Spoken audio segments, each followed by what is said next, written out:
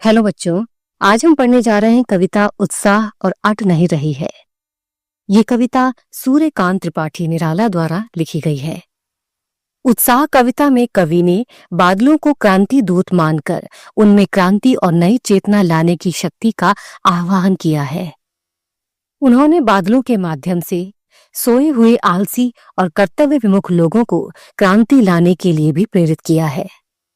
दूसरी कविता अट नहीं रही है में कवि ने बसंत ऋतु की सुंदरता के बारे में बताया है कि इसकी सुंदरता इतनी मनमोहक हो गई है कि उसकी शोभा पूरी प्रकृति में समा नहीं पा रही है। तो चलिए शुरू करते हैं और पढ़ते हैं पहली कविता उत्साह का अर्थ। कवि आकाश में छाए हुए काले बादलों से निवेदन करते हुए कहते हैं कि हे बादल, तुम जोरदार गर्जना यानी जोरदार आवाज करते हुए आकाश को चारों ओर से घेर लो, यानी पूरे आकाश में छा जाओ और जोरदार बारिश करते हुए बरसो, क्योंकि ये समय शांत होकर बरसने का नहीं है। कवि बादलों के रूप सौंदर्य का वर्णन करते हुए कहते हैं कि सुंदर और काले घुंघराले बादल तुम किसी छोटे बच्चे की कल्पना के समान हो।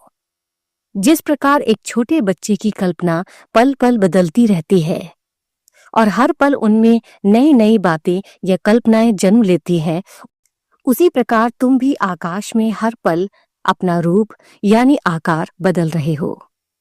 कवि आगे बादलों से कहते हैं कि तुम अपने हृदय में बिजली के समान ऊर्जा वाले विचारों को जन्म दो और फिर उनमें एक नई कविता का सृजन करो। कवि ने बादलों की तुलना एक कवि से की है। जिस प्रकार बादल धरती के सभी प्राणियों को नया जीवन प्रदान करते हैं, उसी प्रकार कवि भी हमारे अंदर के सोए हुए साहस को जगाते हैं। कवि बादलों से निवेदन करते हुए कहते हैं कि बादलों, तुम अपनी कविता से निराश हताश लोगों के मन में एक नई आशा का संचार कर दो। तुम ऐसे गरजो और बरसो जिससे लोगों में फिर से नया उत्साह भर जाए। कवि अपनी इस कविता के माध्यम से सोए हुए लोगों को जागृत करना चाहते हैं। कवि बादलों को एक कवि के रूप में देखते हैं जो अपनी कविता से धरती को नवजीवन देते हैं, क्योंकि बादलों के बरसने के साथ ही धरती पर नया जीवन शुरू होता है। धरती हरी भरी हो जाती है और लोगों की सोई हुई चेतना भी जागृत हो जाती है। दूसरे काव्यांश में कवि तपती गर्मी से परेशान लोगों के मन की स्थिति का वर्णन करते हुए कहते हैं कि संसार के सभी लोग अत्यधिक गर्मी से परेशान हैं और बेचैन हैं। इतनी गर्मी होने के कारण उनका मन अब कहीं नहीं लग रहा है। तभी किसी अनजान दिशा से आए हुए बादलों से कवि कहते हैं कि तुम काले घने बादलों के रूप में पूरे आकाश में छाकर घनघोर वर्षा कर दो और इस तपती धरती को अपने जल से शीतल कर दो। बहुत अधिक गर्मी होने के कारण जब धरती पर वर्षा हो जाने के बाद लोग भीषण गर्मी से राहत पाते हैं, तो उनका मन फिर से एक नए उत्साह और उमंग से भर जाता है। इसी कारण कवि बादलों से निवेदन करते हैं कि वो जोरदार बरसात करके इस धरती को ठंडा कर दे और लोगों में नया उत्साह भर दे। तो चलिए अब पढ़ते हैं दूसरी कविता अट नहीं रही है। होली के आसपास का जो समय होता है उसे फागुन कहते हैं। इस समय प्रकृति बहुत ही खूबसूरत हो जाती है। फागुन के समय पेड़ हरियाली से भर जाते हैं और उन पर रंग बिरंगे सुगंधित फूल उग जाते हैं।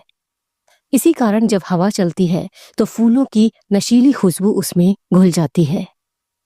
इस हवा में सारे लोगों पर भी मस्ती छा जाती है और वह मस्ती में झूमने लगते हैं। कवि ने फागुन माह में आने वाली वसंत ऋतु का बहुत ही खूबसूरती से वर्णन किया है।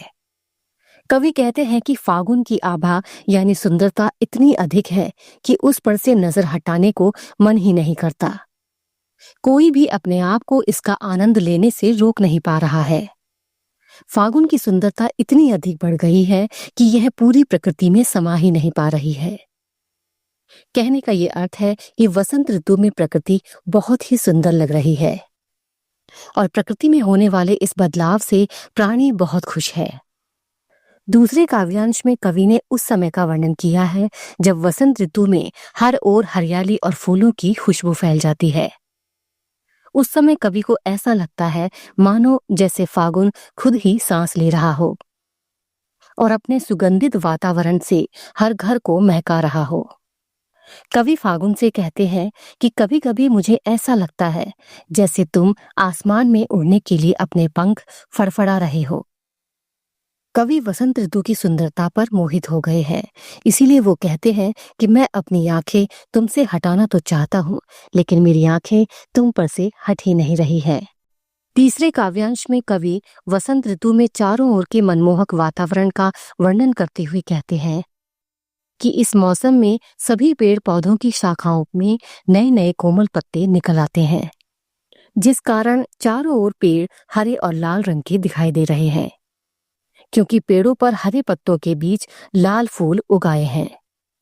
कवि उस समय की कल्पना करते हुए कहते हैं कि ऐसा लग रहा है मानो जैसे प्रकृति ने अपने हृदय पर रंग बिरंगी धीमी खुशबू देने वाली कोई सुंदर सी माला पहन रखी हो। कवि के अनुसार वसंत ऋतु में प्रकृति में जगह जगह इतनी सुंदरता बिखर गई है कि अब वह इस पृथ्वी पर समा नहीं पा रही है। प्रकृति में होने वाले इस बदलाव से हर प्राणी के साथ साथ कवि भी बहुत खुश लग रहे हैं।